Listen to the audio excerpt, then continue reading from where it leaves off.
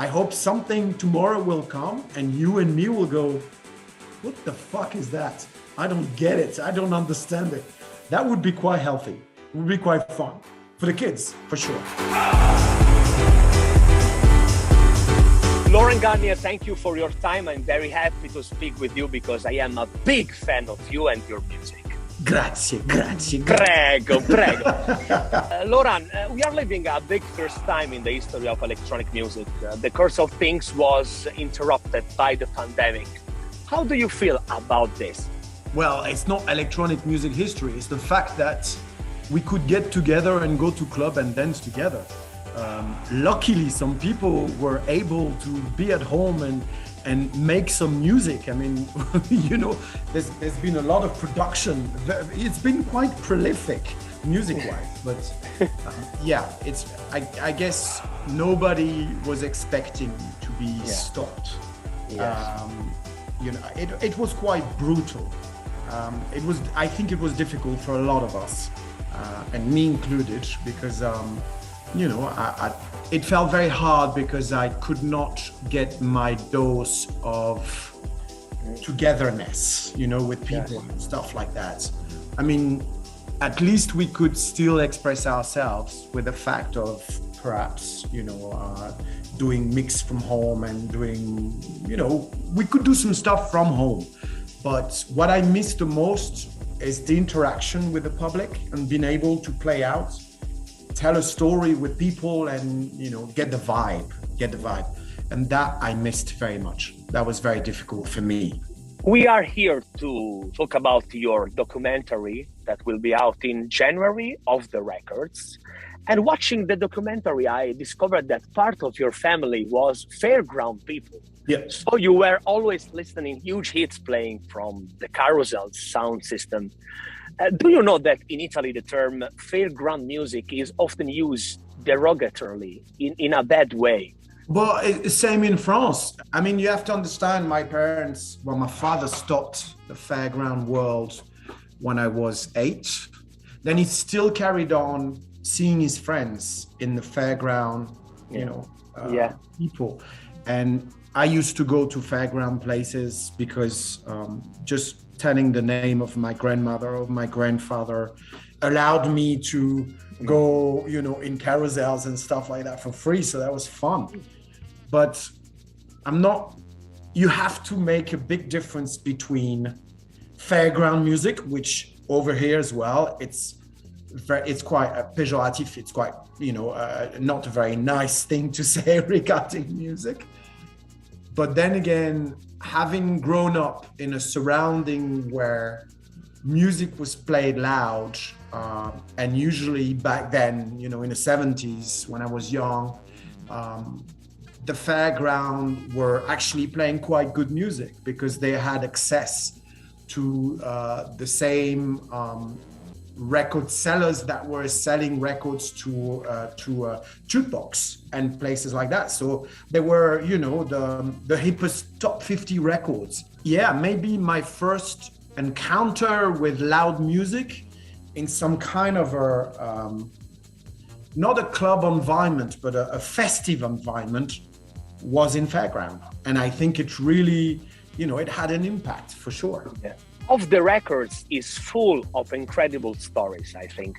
For example, Baia Imperiale here in Italy was the first club you saw in your life. How Italy is important in your path? Very, because my family used to go to Cattolica, which is next to Rimini, every single year during all my childhood. So I've been between the age of 1 and 18, I've been to Cattolica every single year. And we used to stay there about 3 weeks. And quite funny enough, I used to speak quite good Italian because, I was getting by. And my parents were going out dancing a lot to dancing. Yeah. And there was a dancing in Cattolica called the Esedra. And the boss of the Esedra was a really good friend of my parents. So from the age of 6 or 7, I was going there and I was dancing all night with my parents, while my brother was going to clubs. So I discovered not nightlife, but places where you could actually dance. Okay. Oh my God. For sure. Next to Cattolica and Rimini, Riccione, and all these places. And yeah, because they were friends of my family who used to own this place. And because, 70s and early, very, very early 80s, it was a very vibrant place to go. So this is my first, perhaps the first places where I've kind of switched on with club and, dance floor, proper dance floor. This is the reason why I call you club sommelier. and for the little story, in the documentary, you see my bedroom from my childhood. Yes. And you must have seen there's a lot of posters from Marilyn Monroe. Did you see that? Yeah, absolutely, yes. Okay. And I was not in love with Marilyn Monroe. You have to understand, the logo of the Baia Imperiale was Marilyn Monroe. Yeah, exactly. So for me, having all these posters was connecting me to the Baia Imperiale when I was a kid. That's the little story. It was your personal Baia Imperiale in your bed. Si. Playing. What's the best Italian club, in your opinion? Now? Yes. Or in your story, what's the best Italian club that you visit? When I was 17, 18, Baia Imperiale was not as cool. There was a club called Club di 99. Exactly. That was quite amazing. But all these clubs now, I haven't been to these clubs. I mean, there was Cocorico afterwards and stuff like that. I wouldn't talk about clubs. I mean, you know what? There's a lot of cities in Italy where I go and play. I mean, there was a club in Roma, which was some kind of not a warehouse, but it was like a squatters, like a weird... Brancaleone, man. This place... Brancaleone, yeah. This place, I had amazing nights in there. But saying that, I had amazing nights in Milan, in Torino, in Bologna, in all these places, because I've been playing a lot in Italy. In the documentary, Laurent, it is said that house and techno replaced sex in a moment where HIV was killing people.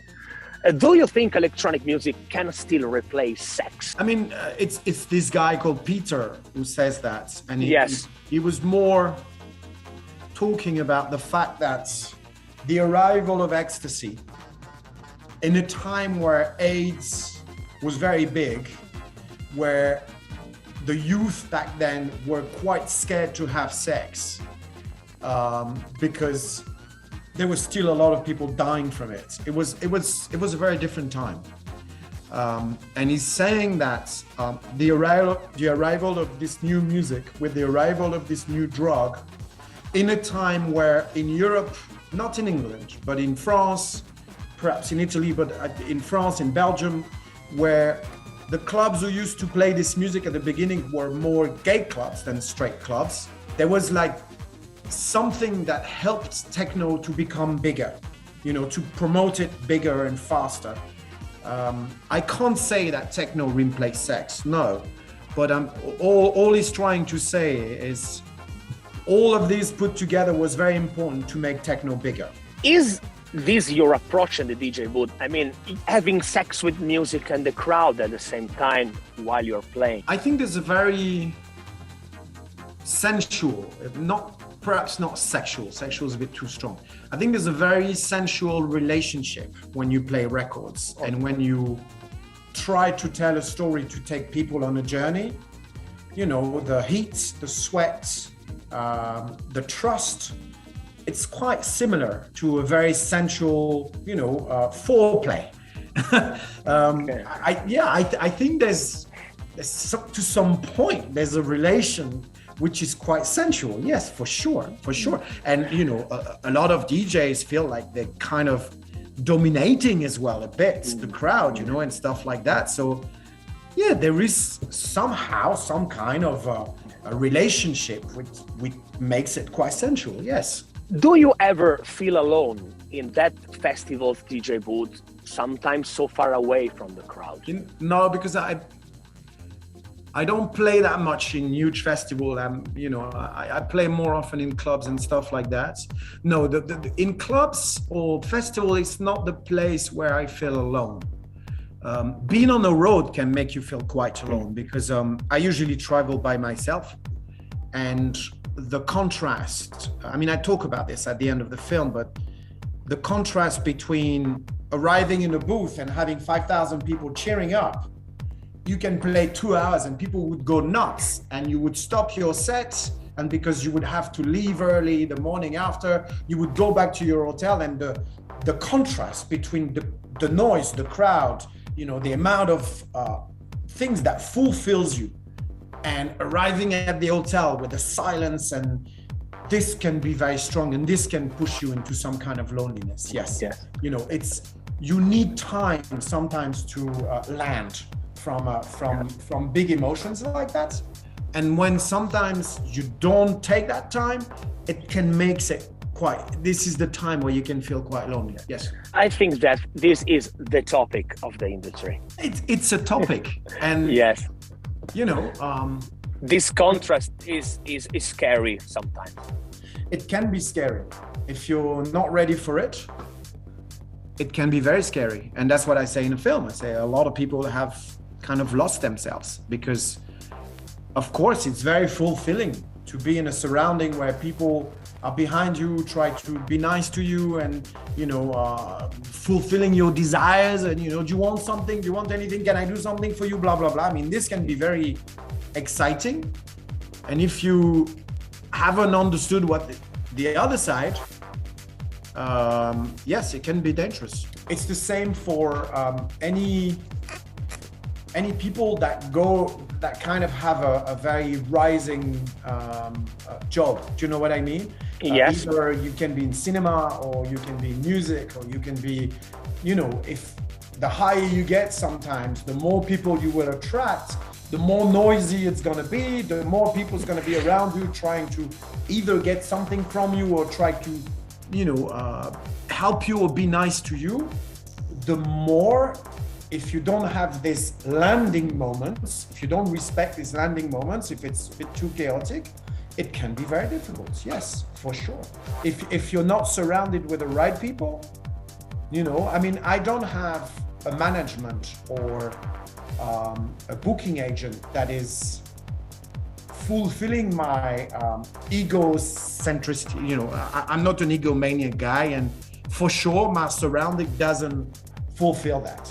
You know, they're not there to tell me I'm the greatest and stuff like that. You know, I always said to the people who I work with, if ever I go into a wrong direction, you need to tell me straight away. You need to tell me, Laurent, what the fuck are you doing? Stop this shit.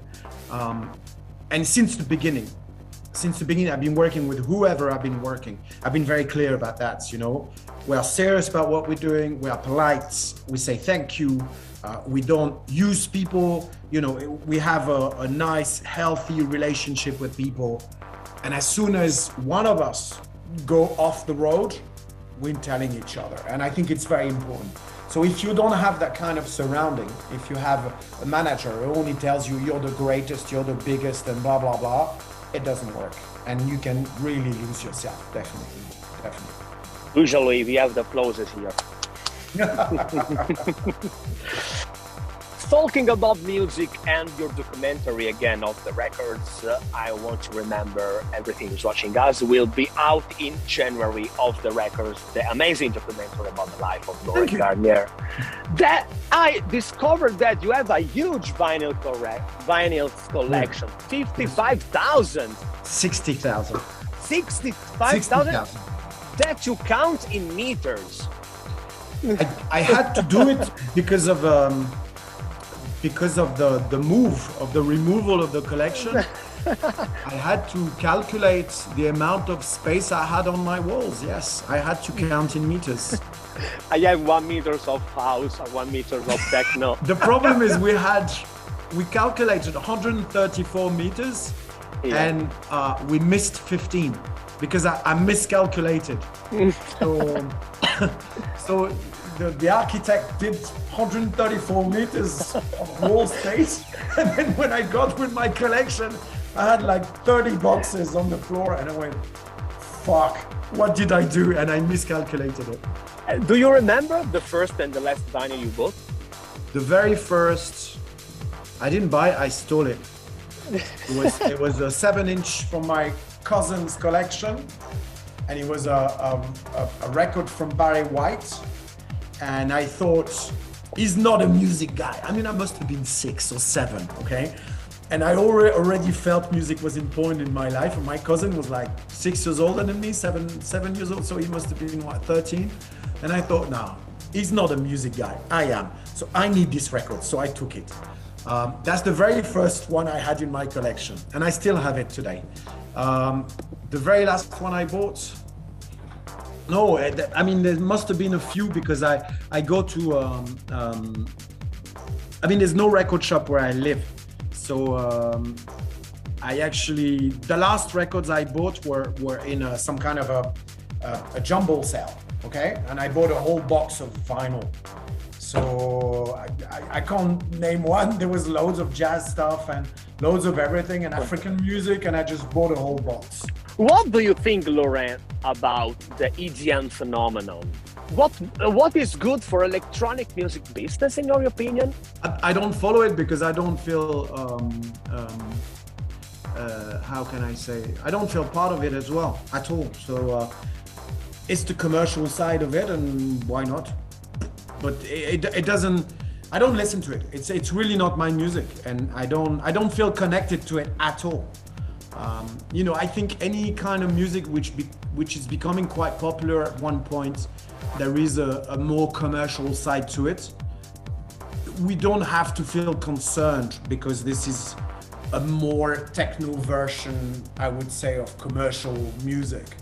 I really don't feel part of it. So if people are happy listening to that, you know, why not? We can't force feed music to people.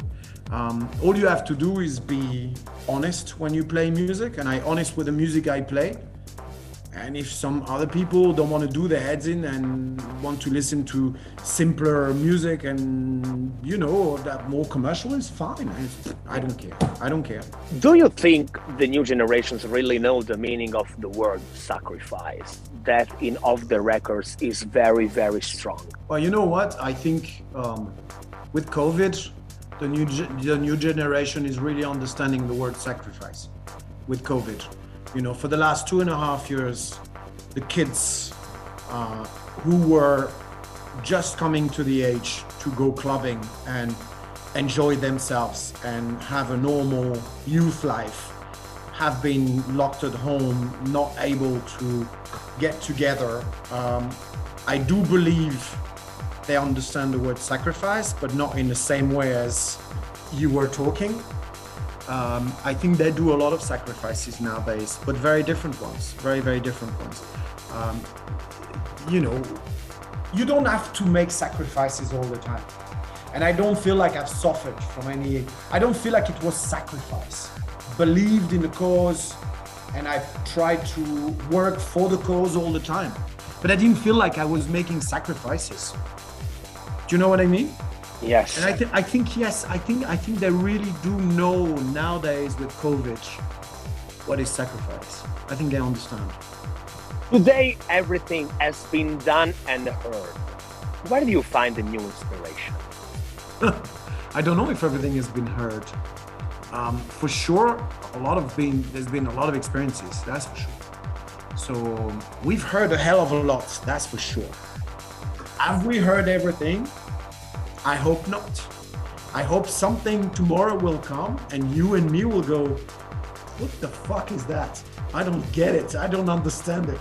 That would be quite healthy. It would be quite fun for the kids, for sure. I still discover, I think, you know, I think there's still now a lot of amazing music coming out. I absolutely love what's going on. It's cool. It's not new. I don't feel like it's something I'm, you know, discovering and it's like, wow, I've never heard this before. I kind of understand all the roots of what I'm listening to, but there is still a lot of amazing producers. But it's not, we can't say it's fundamentally new. We kind of know the rules of what's going on. Off the Records, a documentary about the life of these amazing DJ and producers, Laurent Garnier, will be out in January. And thank you for your time. It's my pleasure. Thank you so much. Grazie, Laurent. Grazie mille. M2o DJ Station. DJ Station.